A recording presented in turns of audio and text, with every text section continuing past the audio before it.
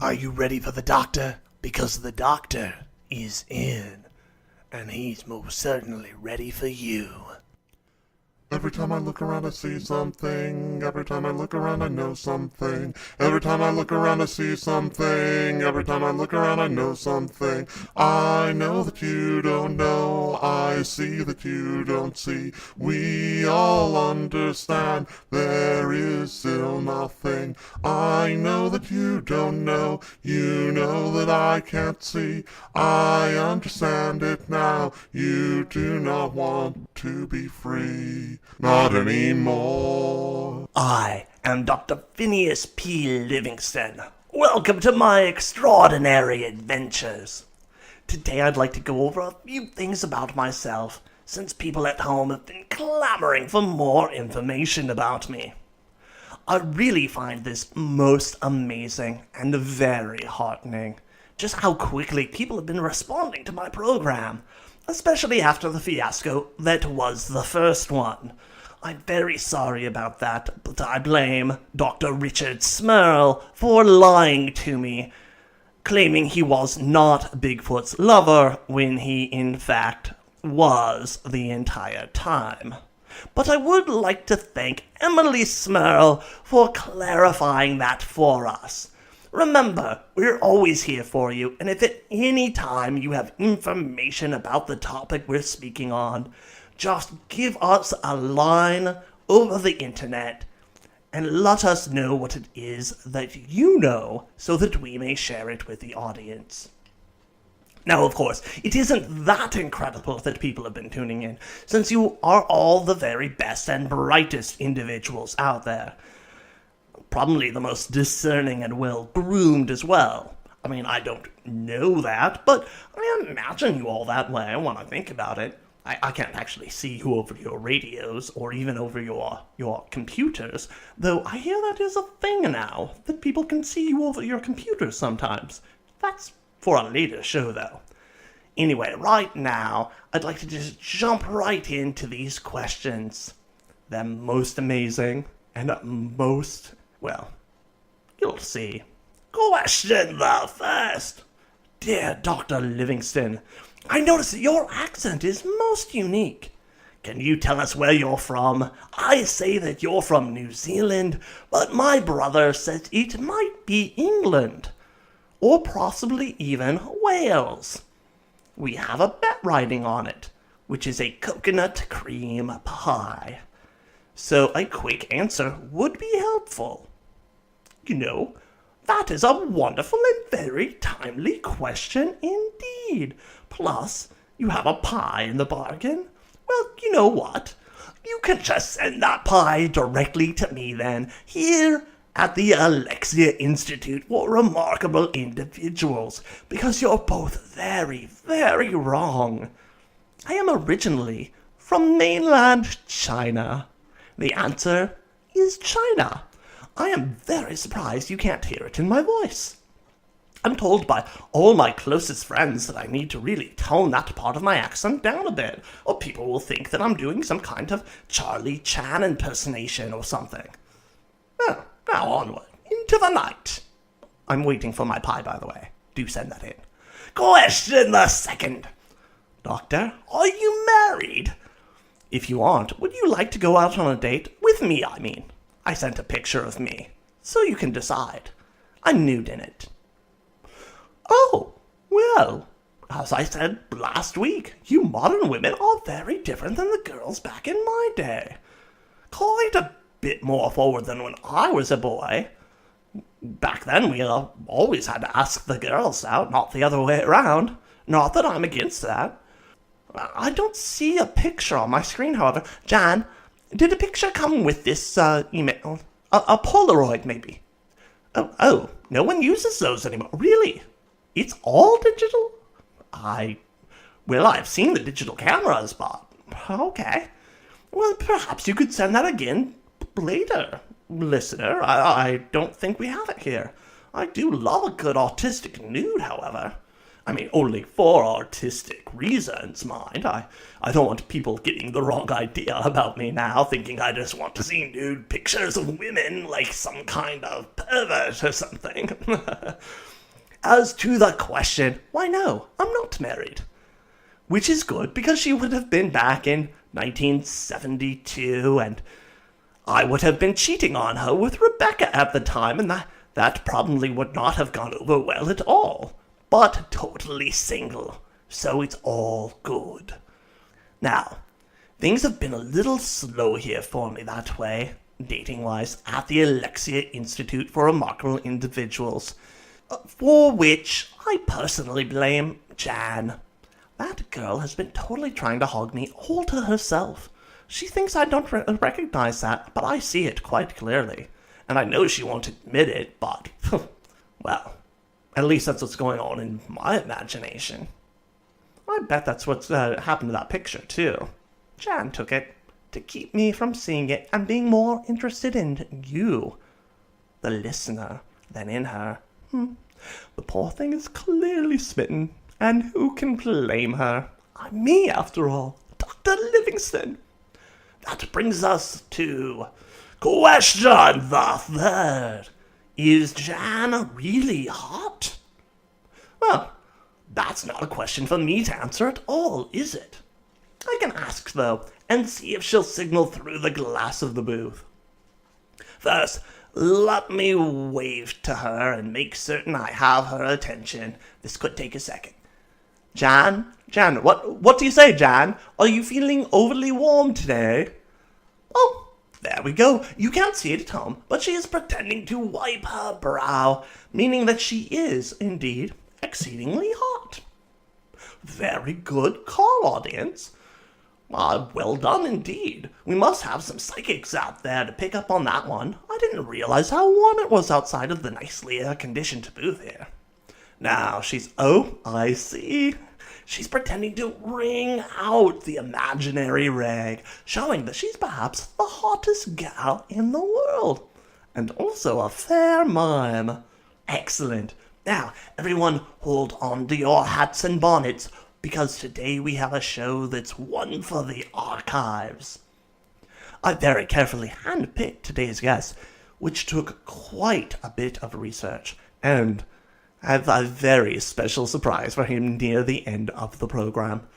It's also a surprise for all of you at home, I hope. Now, no telling now, and no asking about it during the questions from over the internet either. If you have a question, ask it, but don't mention the surprise gift I have for our guest. It must be a true surprise, or it won't work at all. That would be a shame. I've put so much work into this. So, no telling. Agreed? All right, then. Today, by telephonic communication, we have Mr. Gregor Vlad, who posits that he is a real-life vampire. Thank you for being here with us, Mr. Vlad. Glad to be invited. Now, just to keep things as clear as possible, it is Mr. Vlad, isn't it? Do I sound like a woman to you? That's kind of funny, but... Oh my no, it's simply that last week I rather unfortunately kept calling my guest Mr., and he turned out to be a doctor. Only a dentist, but still, I don't want to make the same mistake twice. Doing that would make me look something of a fool, don't you think? I really don't want to do that even once, but, well, I can't hide an entire episode, can I? Oh, sure, I get it. Just Mr. though. I do have a master's degree in English, but that doesn't get you called doctor, as my mother frequently points out. Also, when you say that you're a real vampire, you don't mean that you're truly an undead and still walking around sort, but rather a so-called vampire lifestyler, if I have that correct, which means that you really do drink blood and like to pretend that you're a vampire with vampire powers and all that. Do I have that right? I was thinking that we were going to have a Dracula on, but Jan, my assistant, who is really quite pretty, said that I should look that one up first to prevent mistakes, which, given everything, I had to agree with. Really, last week's program, I just have to apologize to everyone once again for that. It was a bit of a mess. But this week, I'm well and truly prepared for you in particular, Mr. Vlad. I must say, it's a huge relief if that's the case, you not being undead. I get a bit collywobbled around the other kind of vampire, if you take my meaning. Now, back when I was young, that was the only kind of vampire we had at all. If you had a vampire, they were dead. They came out of the grave and drank your blood. Now we have 3 or 4 kinds. There's psychic vampires, movie vampires, pretty vampires, Nosferatu, maybe even more than 4. The last 40 years, which I missed due to a spot of time travel, have truly done a lot for vampire kind. Right, it's more than just make-believe, however. I mean, we have a whole community, our own traditions and ceremonies, even our own religion.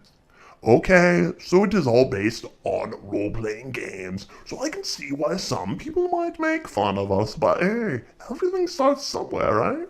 No need for people to get all snooty or anything. We're just as good as anyone else. Agreed, sir. Why, back in my day, we didn't even have role-playing games. Not that I know of.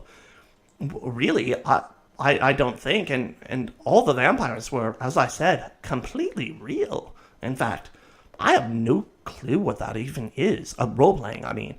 Could you enlighten us, perhaps? I'm sure that many people in the home audience would love to know what that is, too. I can't be the only one without an idea here. Well, rather, I could be, but... Yes, back in my time, really did not exist either. Oh, sorry there. I meant to say that I'd love to explain the idea. Modern vampire culture came out of a role-playing game from the 1990s. It was called Vampire the Masquerade. There were many small vampire communities before that, truly. But they were mainly Satanists, and rather than be purely about the blood, they also endorse Lucifer and Satan.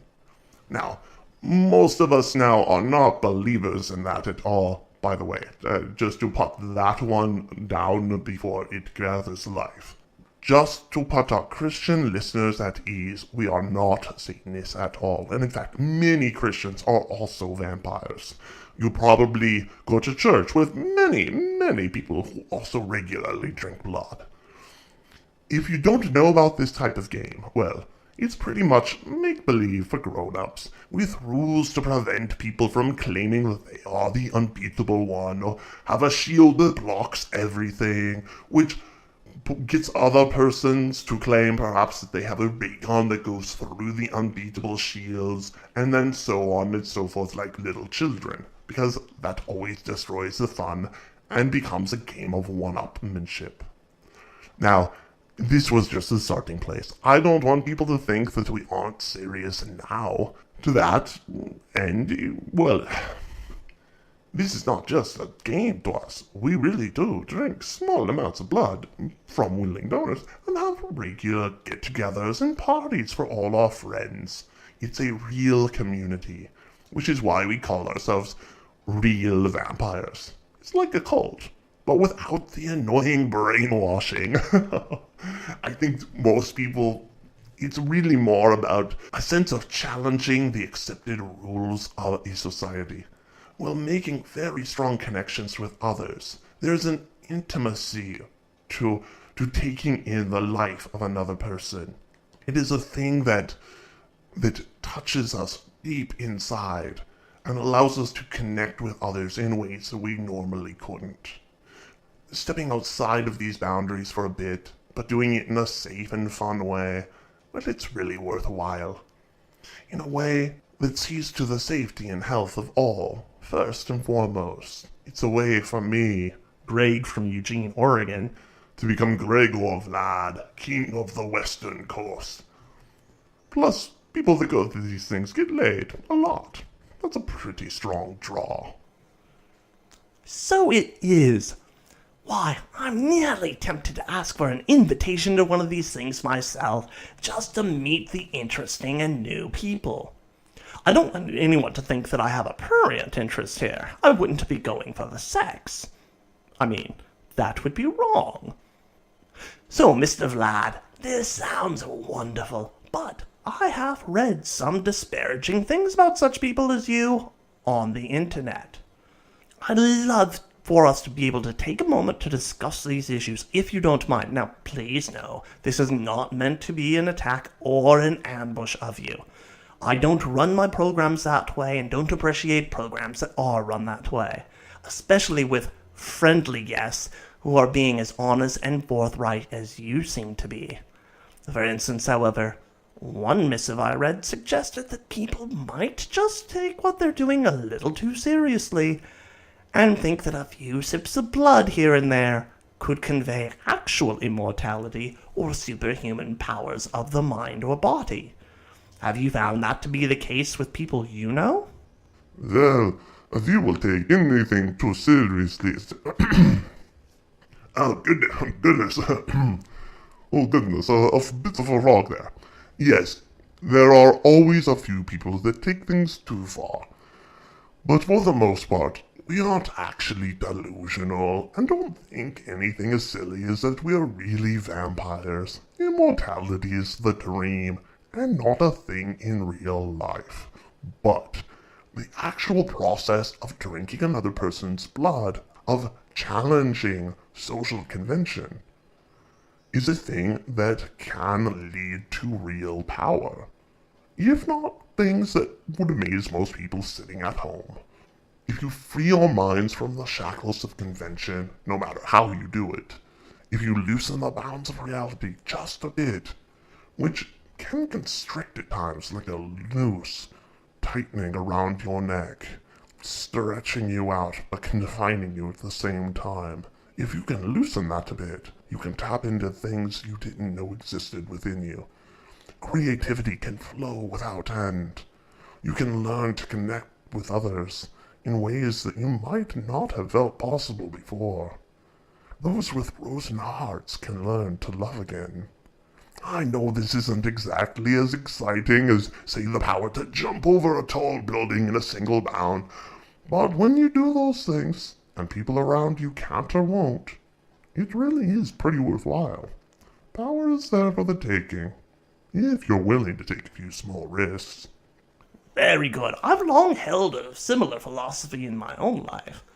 Oh, I have a warning here from Jan, saying that we have an incoming message from the internet. Let me see. Ah, here it is on my screen. From Dan in San Francisco. Dr. Livingston, I love your show and never miss it.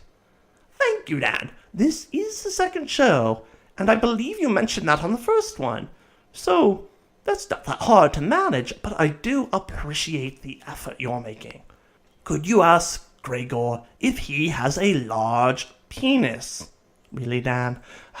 My friends and I would love to know.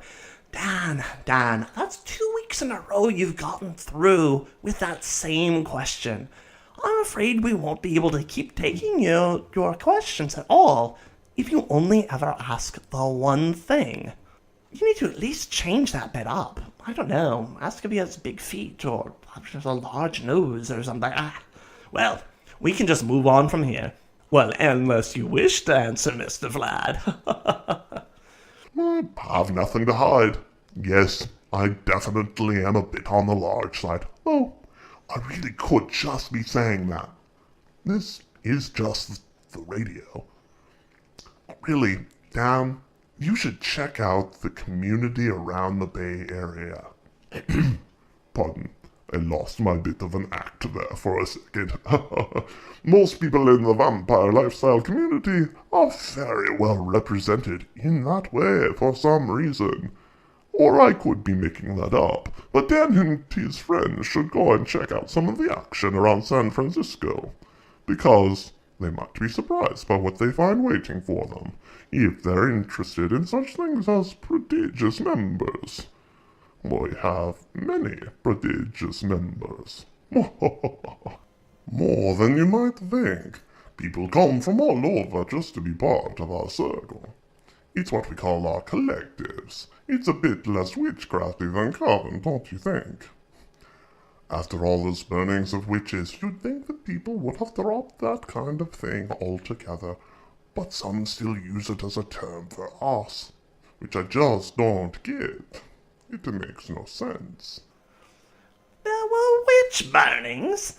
I had a small spot of time travel, and I missed about 40 years. Did I miss something? We haven't taken to burning witches again, have we? That seems rather barbaric. I was rather hoping we could have put things like that behind us. Oh no, I meant back in Salem, a few hundred years ago now. I still remember the screaming and carrying on. Most of them were hung rather than burned, you know, but some were crushed with heavy... Well, I think I need to get some water on the break. Sorry about that. I hope it's not too bad, making all that noise for people at home coughing like that. Gosh, yeah. Don't let it worry you. That's just part of the charm of live radio. Speaking of commercial breaks, Jan is holding up 30 fingers, which I think means that we have an impending word from our sponsors. I do love a good commercial. Here we go. Stay tuned, everybody. Hello. I'm not from organized crime or a government spy agency. My name is Sally Richardson, and I work for Yahoo. Recently, it may have come to your attention that Google has purchased the Italian mafia. What you may not realize is that they have goons in your area to enforce the use of their search engine and their email services. With our new anti-Google technology, Yahoo can protect you from detection, keeping the goons from your doorstep. We're everything you might want in a search engine. Fair, fast, and we don't force your daughter into prostitution for your gambling debts. Yahoo, your search engine. Hello, cutie. Do you ever wonder what it would be like to have a real woman in your life? Someone that would be there for you every night when you came home from a hard day's work. A real woman. One that never has a headache. One that's always in the mood for whatever you want to do. If so, why don't you come down to the Real Doll Emporium? You can pick out the model that you want, or use our Build Your Own Woman computer station for that personal touch. Does your dream girl have glasses, pigtails, wings? You're the master, so pick exactly what you wish. Why not give it a try? You deserve to have the woman of your dreams. Hey, Bruno here again, for the local mob, and Google. Some of you have been trying to go and use, let's call them, other search engines. That stops now. Google has been really good to all you. You need to think about that next time before you go and make another mistake. Remember, when you need to know how to fix the pipes in your bathroom at 3 in the morning, who was there for you? A plumber? Hell no, it was Google. When you thought that big blotch on your back was flesh-eating bacteria, did some doctor reassure you it weren't? No, it was Google. Last night, when you was looking to see all about granny porn, did Yahoo have your back? Did Bing? No, that was Google too. Google, the search engine you use, or else. Bada bing. This is Mindy Toombs.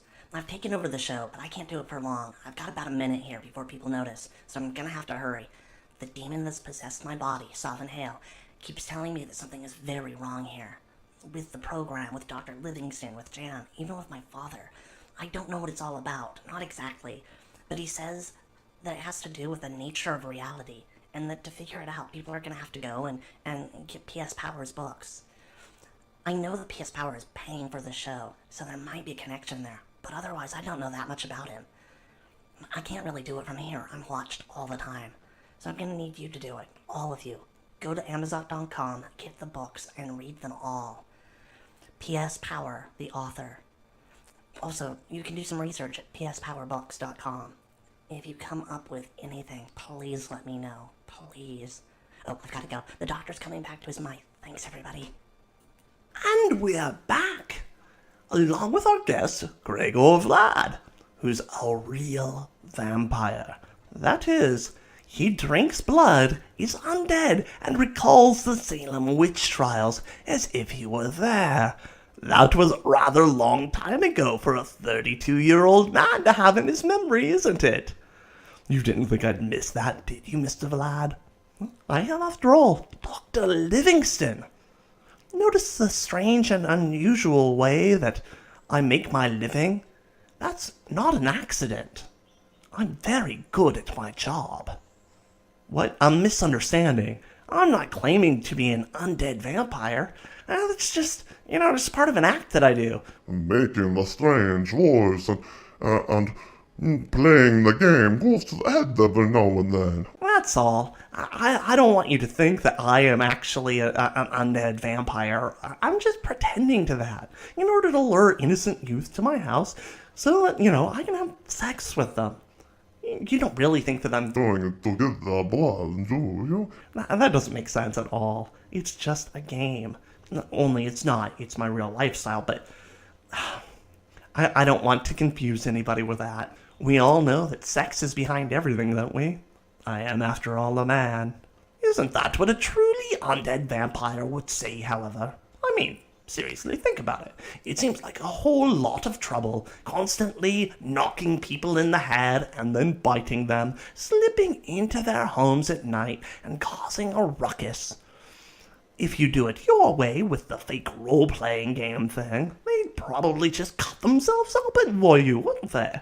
I mean, they could just take a razor blade, nick their wrist, you drink your fill, and no one's the wiser. It's all just a game, after all. Just the tiniest bit of mind control should be able to sell that. A bit of psychic influence wouldn't be hard for a real vampire, what with their undead ways and control over humanity. Why, that's a much better technique than back in the olden days. When you used to have to follow young children to their homes to find their sainted mothers working at making supper in the kitchen, and then take them by force, using your full might to intimidate poor village women into silence, lest they have to face the wrath of the church for what you made them do against their wills. All the while their young children watching you from around the kitchen door for months. Or so I might imagine, naturally. That could happen. What is this? I'll take... That is an interesting story, but I do not know what you are getting at. I heard your last show, but honest, I am not Bigfoot's lover, just pretending to be a vampire. Naturally not, sir. Dr. Smurl is a good man, albeit one with a strange and powerful connection to a creature few know about and fewer understand. But he shouldn't be mocked for it.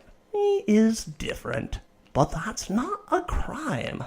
You, sir, on the other hand, are a monster, a true beast, an undead vampire that has preyed upon the innocent for far too long and is now pretending to be a vampire lifestyler.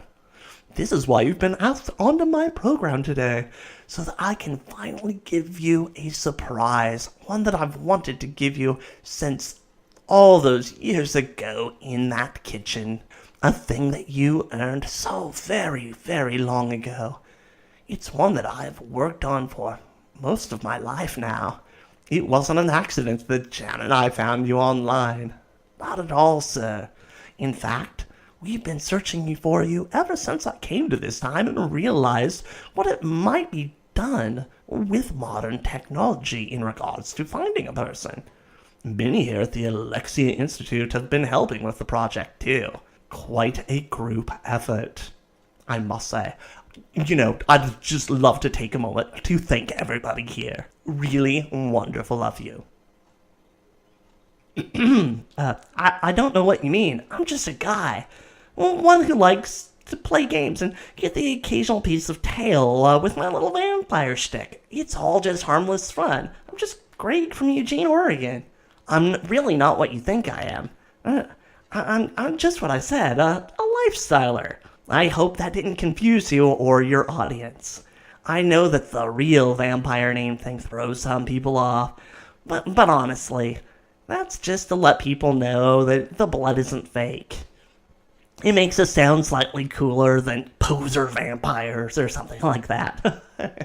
Enough! You, sir, are not named Gregor Vlad at all, but a rather Wilhelm Kolm, and you're not only an undead creature of the night, but you killed my mother and 3 other women in our village in 1943, dressed as a Nazi officer. Deny it if you wish, but I was there and will never forget your face, sir. Never forget. That's the refrain, and I assure you I never have. Now, John, quickly, push the red button. Yes, that's it. You can't see it at home, but my lovely and very talented assistant Jan has hit the red button on her desk with great force, setting off a chain of events that will, well, as I said, it's a surprise for our guest. Look, I do not think you should be so hasty, Dr. Livingston. You are a man of thought and reason. Surely you can understand that the strong must feed off of the weak. That those with the power must be allowed to exercise it for the needs of survival. Having such power is license to use it, is it not? That is the way of the world. I am sorry about your mother, but she was just part of the circle of life. She fed me and gave me strength for another day of hunting. I spared you, did I not? Is that to be used against me now? Come, doctor, see reason. I, for one, do not like the sound of this red button. What is that, then? The call to send in a team of hunters to end my immortal life? Or perhaps to drop a bomb upon my head? Come, listen to my voice. You can tell me the truth. Is this some signal to attack? Listen to me. Trust me. There is no reason to fear. I am your guest, your friend. Tell me what is coming, Dr. Livingston. It's the distraction, so that you won't notice the man behind you.